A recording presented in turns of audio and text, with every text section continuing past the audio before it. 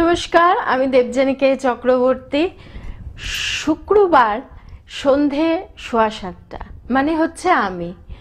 আর সত্যি কিন্তু একটা কথা যেটা বারংবার বলতে হয়, আমার অনুষ্ঠান, আমার কাছে যারা আসছো, আমার কাছে যারা প্রেডিকশন নিচ্ছ, তাদের জন্য বলে রাখছি, আমি ভয় দেখাই না, ভয়কে জয় করতে সাহায্য করি। হ্যাঁ, ঠিক শুনেছ, আমি ভয় দেখাই না।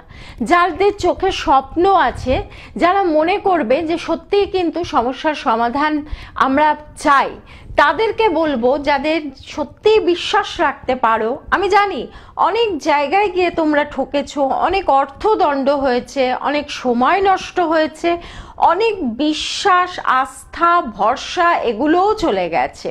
তাদেরকে বলছি, একবার বিশ্বাস করে যদি মনে করো, ট্রাস্ট যদি করতে পারো বা করতে চাও, তাহলে আসতে পারো। হ্যাঁ, আমি ভয় দেখাই না, ভয়কে জয় করতে সাহায্য করি।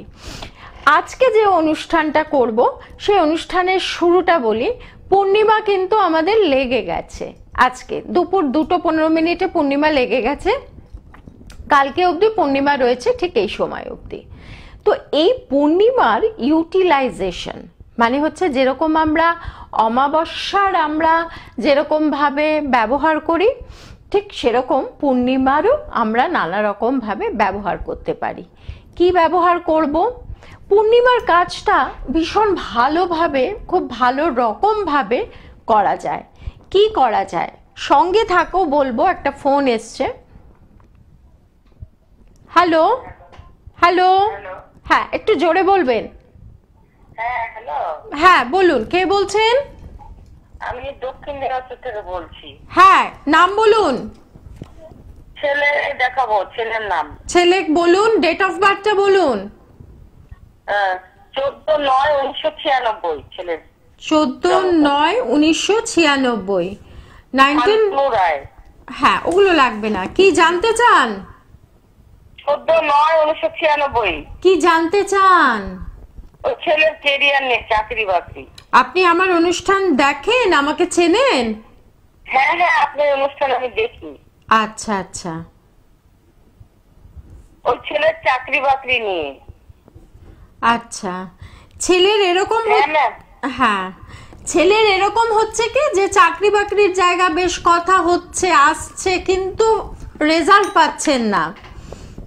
না না না, সেটাই, যে এই যে ছেলের চাকরি বাকরির জায়গাটাতে বেশ ভালো মতনই ডিস্টার্ব আছে, ছেলের মঙ্গলের জায়গাটাতে সমস্যা আছে, এবং ছেলে আপনার খুব মিশুকে, মানে সবার সাথে সুন্দরভাবে মিশতে পারে, মনটা ভীষণ পরিষ্কার, মনটা ভীষণ ভালো, সবার মানে একটা সাহায্য করার একটা প্রবণতা আছে।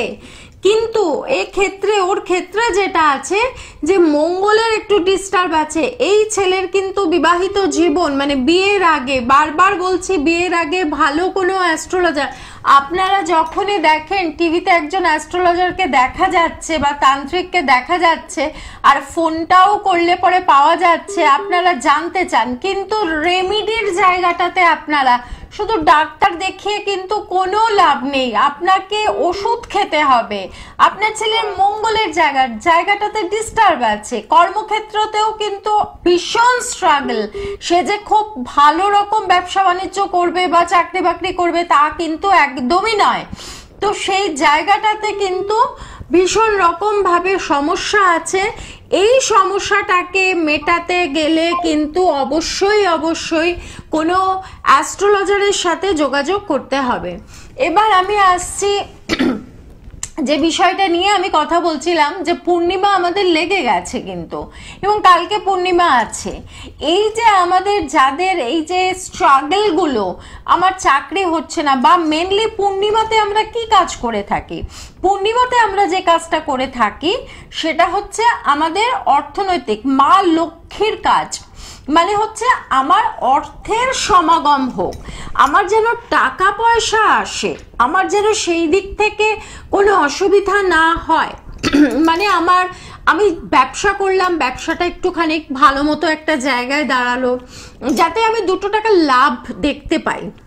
বা আমি চাকরি করলাম, আমার প্রমোশন হলো, এই রকম ধরনের বেশ কিছু সমস্যার সমাধান কিন্তু আমরা পূর্ণিমাতেই করে থাকি, পূর্ণিমার মধ্যেই কিন্তু হয়। তো এই যে আমরা নানান রকম যন্ত্রম ব্যবহার করি, যে আমার টাকা পয়সা নেই, আমি তাহলে কি করব, অ্যাস্ট্রোলজারের কাছে গেলে বলবে আপনি কুবের যন্ত্রম ব্যবহার করুন বা অষ্টলক্ষ্মী ব্যবহার করুন। এগুলো আপনারা যদি আপনাদের ক্ষমতা থাকে তাহলে নিশ্চয়ই নেবেন, কিন্তু আবার বলছি ভালো কোনো শিক্ষিত কোনো তান্ত্রিক বা অ্যাস্ট্রোলজারের ভূমিকা এখানে একটু কম আছে। কারণ আপনি যদি পোখরাজ পড়তেই পারেন, আপনি আমার কাছে ধরুন এলেন যে আমার আর্থিক খুব সমস্যা চলছে, তো আমি সেক্ষেত্রে আপনাকে পোখরাজ সাজেস্ট করলাম। এবার পোখরাজ যদি আপনি কিনতেই পারেন, একটা 1 লক্ষ টাকা দামের পাথর যদি আপনি কিনতেই পারেন, তাহলে আপনি তো আমার কাছে আসবেন না, আপনার সমস্যা হবে না। এটাই তো, তাই না? আপনাদের কি মতামত? তো এই যে আপনি যদি 1 লক্ষ টাকা খরচাই করতে পারেন, তাহলে আপনি কিন্তু আমার কাছে ডাক্তারের কাছে যাবেন না।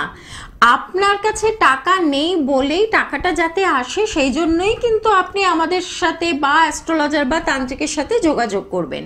তো এক্ষেত্রে যেটা করতে হয়, অষ্টলক্ষ্মী তাবিজ বলুন, কবচ বলুন, মাদুলি বলুন, যে ভাষায় যে যেটা বোঝে সেটা ধারণ করা খুবই ভালো। এবং সেটা অনেক অ্যাস্ট্রোলজার আছেন যারা সোনাতে তৈরি করে দেয়, সোনাতে করলেও ভালো, করলে সত্যিই ভালো, কারণ সোনা যে ধাতু সেটা আমরা লক্ষ্মীর ধাতু বলেই আমরা গণ্য করে থাকি। তো সেটা করা যায়, কিন্তু যার ক্ষমতা নেই সেক্ষেত্রে তাহলে সে কি করবে? তো সেটা হচ্ছে রূপোটাও কিন্তু পরা যায়। তো সেই জন্যই যে যদি আপনার কুবেরের কোনো রকম ভাবে তাবিজ দরকার হয় বা আর্থিক জায়গা বা অষ্টলক্ষ্মীর যদি আপনি তাবিজ তৈরি করতে চান, মানে হচ্ছে আজকে আমি পুরো ব্যাপারটাই বলবো বা বোঝাবো যে আর্থিক জায়গাটা, কারণ ফোনগুলো বেশিরভাগই আসে, আমি স্টাডি করে দেখেছি যে ফোনগুলো বেশিরভাগই আসে আমার ব্যবসা বাণিজ্য ডুবে গেছে, আমি সেরকমভাবে ইনকাম করছি কিন্তু সেভিংস করতে পারছি না, বা আমার চাকরিতে প্রমোশন হচ্ছে না। তো এই যে জিনিসগুলো, এগুলো তো সব অর্থনৈতিক দিক থেকেই আসছে আপনার। তো সেই জন্য আজকের যে জিনিসগুলো আমি বলবো সেগুলো কিন্তু সম্পূর্ণভাবে কিন্তু টাকা পয়সা, এবং এই টাকা পয়সার জায়গাটা আসে কোন সময় আমি কাজ করলে আমার ফাইন্যান্সটা ভালো থাকবে সেটা নিয়েই আমি কথা বলবো। সেটা হচ্ছে প্রত্যেক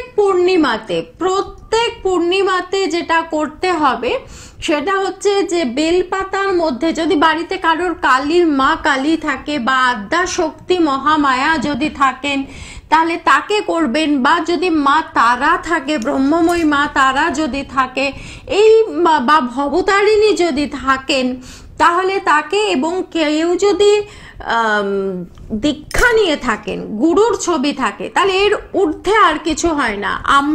আমি ব্যক্তিগতভাবে ঈশ্বরের ওপরেও আমার গুরুকে রাখি, কারণ যিনি আজকে আমাকে পথ দেখিয়েছেন যে এইভাবে এটা করো, এভাবে ওটা করো, এটা করলে ভালো হবে, কারণ আমার কাছে তো মা কালী এসে বলেনি যে এটা কর, ওটা কর, সেটা কর, এই জিনিসগুলো বলেনি, আমাকে গুরুই কিন্তু পথ দেখিয়েছে যে এই রকম ভাবে সিঁড়ি দিয়ে উঠলে পরে তুমি ছাদে উঠে আসতে পারবে। তো সুতরাং আমি গুরুকেই ঈশ্বর মানবো, এটা আমি বলে না, আমাদের সকলের কিন্তু এটাই করা উচিত। গুরুই আমাদের কাছে ঈশ্বর, তার হাত ধরেই কিন্তু আমরা ছাদে উঠছি বা প্রত্যেকটা সিঁড়ি ভাঙছি। তো সেই কারণে গুরু যদি কারোর যদি দীক্ষা নেওয়া থাকে, তার গুরুর ছবি যদি বাড়িতে থাকে, তাহলে কাউকে ডাকার প্রয়োজন হয় না, শুধু গুরুকেই মন দিয়ে ডাকতে হয় এবং গুরু মন্ত্র জপ করতে হয়। যদি কেউ দীক্ষিত না থাকে, মানে অদীক্ষিত ব্যক্তি থাকেন বাড়িতে, তাহলে পরে তিনি যেটা করবেন, আপনার যে দেব বা দেবীকে আপনার ভরসা, বল, আশা, বিশ্বাস বা ভালোবাসা আছে, কেউ হয়তো মা তারাকে ভালোবাসেন, কেউ ভবতারিণীকে ভালোবাসেন, কেউ শিবকে ভালোবাসেন, কেউ আবার আদ্যাশক্তি মহামায়াকে ভালোবাসেন, বাসুন। কেউ, আমি আপনাকে আজকে বলে দিলাম যে আপনি মা কালীকেই আপনি পুজো করবেন তা কিন্তু না, আপনার মন, আপনার আত্মা যাকে চাইবে আপনি তাকে পুজো করুন। আমার বলাটাতে না, প্রত্যেকের একটা ইষ্ট দেবী থাকে। আমি কখনো বলে দিতে পারি না আপনি লক্ষ্মীর জন্য একে করুন। জানবেন যে ঈশ্বর এক এবং অদ্বিতীয়, এবং তিনি কিন্তু আমাদের সকল কাজ করছেন। সুতরাং যে জায়গাটা হচ্ছে যে সবাই কিন্তু একই কাজ করে দিতে পারে। গুরুও যে কাজটা করতে পারে, মাও সেই কাজটা করতে পারে। একজনের উপরে ভরসা রাখুন, 50 জনকে বলবেন না আমার এই সমস্যা করে দাও, আমার ওই সমস্যা করে দাও। একজনের উপরে ভরসা রাখুন এবং তাকে বিশ্বাস করে বলুন যে আপনার সমস্যাটা কি। এবং প্রত্যেক অমাবস্যাতে করবেন না এই কাজটা করবেন পূর্ণিমাতে।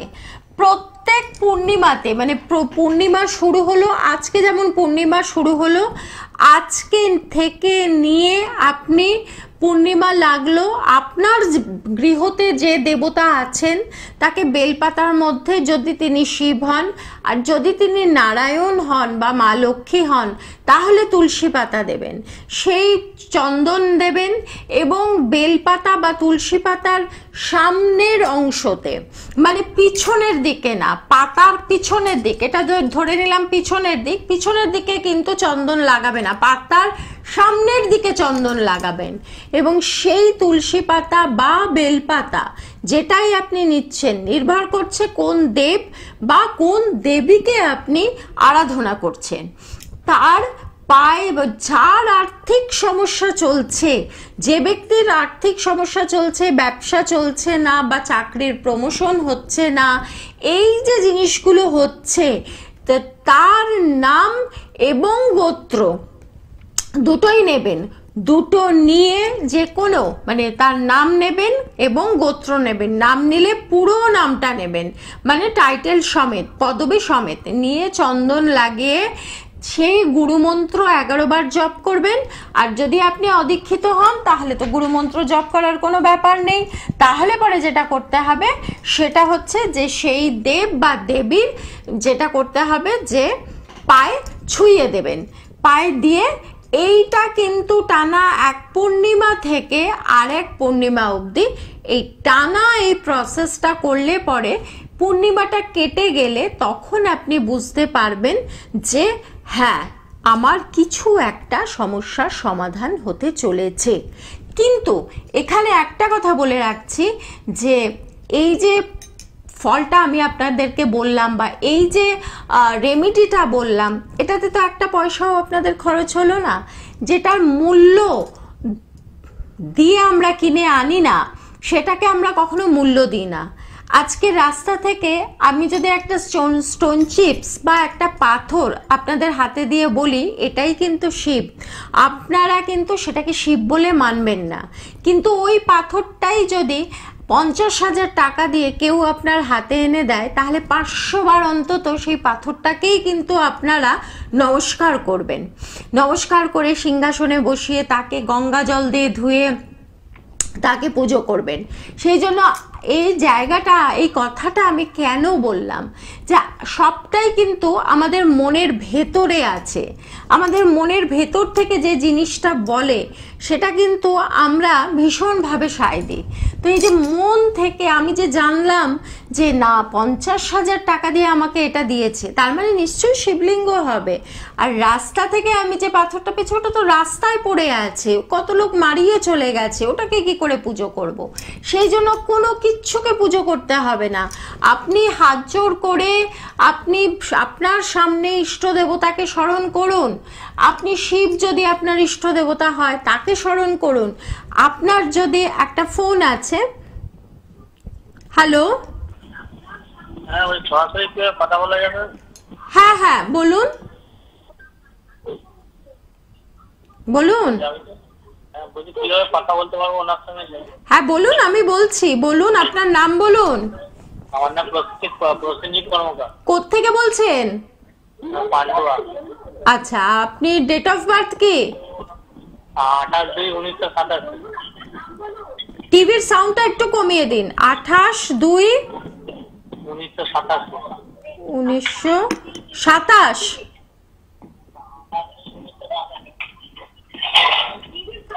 1927? 1987। 87। কি জানতে চান? কি জানতে? 28/2/1987। হ্যাঁ হ্যাঁ, কি জানতে চান বলুন। জানতে চাই 1987। কি জানতে চান সেটা বলুন। বলছি যে দেখুন না, মানে কেমন কি পজিশন কি হয়ে আছে, বুঝতে পারছেন তো? আপনি কি করেন? ব্যবসা করেন না সরকারি চাকরি করেন?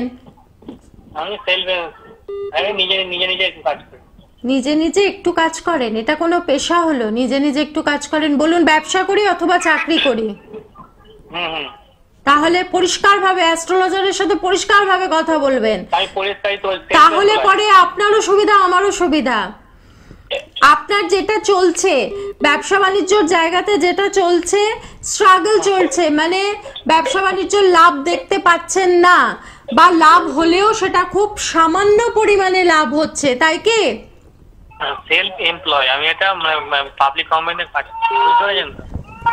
আচ্ছা, তো সেই জায়গা থেকে প্রমোশনের জায়গা বা অন্যান্য কোনো জায়গা, এই জিনিসগুলো কিন্তু এখন এই মুহূর্তে হবে না। মানে এখানে চলছে তো চলবে, আপনি যতটা পরিশ্রম করবেন ততটা কিন্তু ফল পাবেন না। আপনি প্রচুর পরিশ্রম করবেন কিন্তু সেই অনুপাতে টাকাও পাবেন না, ফলও পাবেন না। সুতরাং এই জায়গাটাতে যে সমস্যাটা চলছে, শনির একটা দৃষ্টি আছে, তো সেই দৃষ্টিটার জায়গাটাকে ঠিক করা বা শনির জায়গাটাকে ঠিক করা, এই জিনিসগুলো অনুষ্ঠান দেখতে থাকুন। দেখতে দেখতে যদি মনে হয় কোনো অ্যাস্ট্রোলজারের সাথে যোগাযোগ করবেন, যদি মনে হয় আমার টোটকাগুলো ব্যবহার করলেও করতে পারেন। কে আছেন? হ্যালো হ্যালো হ্যালো, হ্যাঁ বলুন বলুন। হ্যাঁ বলুন। এই ছেলের বিষয়ে একটু জানবো। কোত্থেকে বলছেন? মেদিনীপুর থেকে বলছি। মেদিনীপুর থেকে। ছেলের বিষয়ে কি ছেলের ডেট অফ বার্থ বলুন। 1998, 31শে মে। 31শে মে।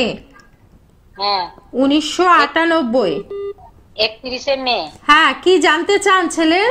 11:40 রাত 11:40। ওগুলো লাগবে না, কি জানতে চান? এই বিয়ে কেরিয়ার। বিয়ে কেরিয়ার মানে পুরোটাই জানতে চান? পুরোটা তো দিদি লাইভে বলা যায় না, খুব অল্প সময়। ছেলে আপনার মাঙ্গলিক, সেটা কি জানেন? মাঙ্গলিক? হ্যাঁ, সেটা জানেন? না, জানেন না? কেন জানেন না? আপনার ছেলের যদি সমস্যা সত্যিই চলে, তাহলে আপনি কোনো জ্যোতিষীর কাছে যাননি কেন? ছেলে কি করে? এই টিউশন পড়ায়। টিউশন। বন্ধু বান্ধব সঙ্গ খুব একটা ভালো না। বন্ধু বান্ধব সঙ্গটা ভালো না, একদমই না। বন্ধু বান্ধব সঙ্গ ভালো না, এবং এই টিউশন পড়াচ্ছে ঠিক আছে, কিন্তু ছেলেকে বলুন এমন কোনো কাজ যে কাজটা মোবাইলের মাধ্যমে হবে, মোবাইলের মাধ্যমে যে কাজটা হবে, তাহলে পরে কিন্তু ও কিছু 2 টাকা হলেও রোজগার করতে পারবে। যাই হোক, যেটা নিয়ে আলোচনা করছিলাম সেটা হচ্ছে যে যখন মনে করবে যে তোমাদের ভীষণ রকমভাবে একটা ফাইন্যান্সিয়াল প্রবলেম, এখানে যতগুলো ফোন আসছে, কে আছেন? কে আছেন? কে বলছেন?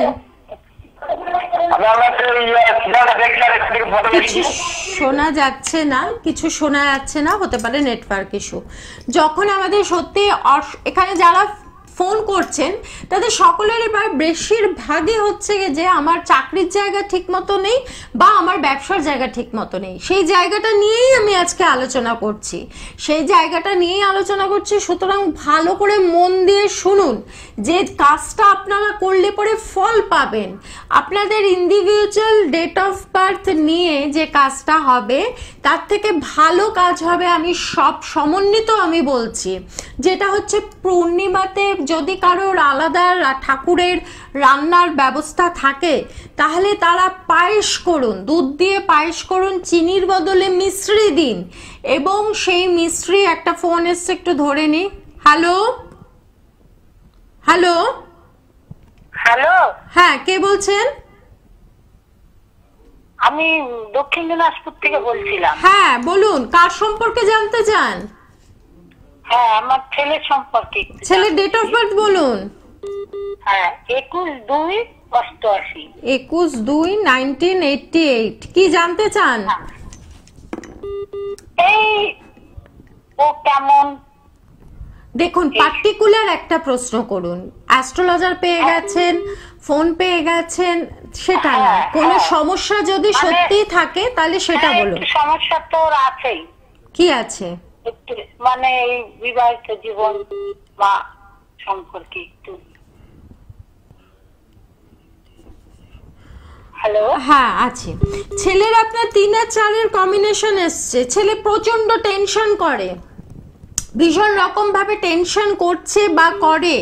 রাতে ঘুম কিন্তু ওর খুব ভালো যে হচ্ছে এটা আমার মনে হচ্ছে না। এটা আপনি জিজ্ঞেস করবেন, জিজ্ঞেস করলে জানতে পারবেন, নত আপনার পক্ষে জানাটা সম্ভব না।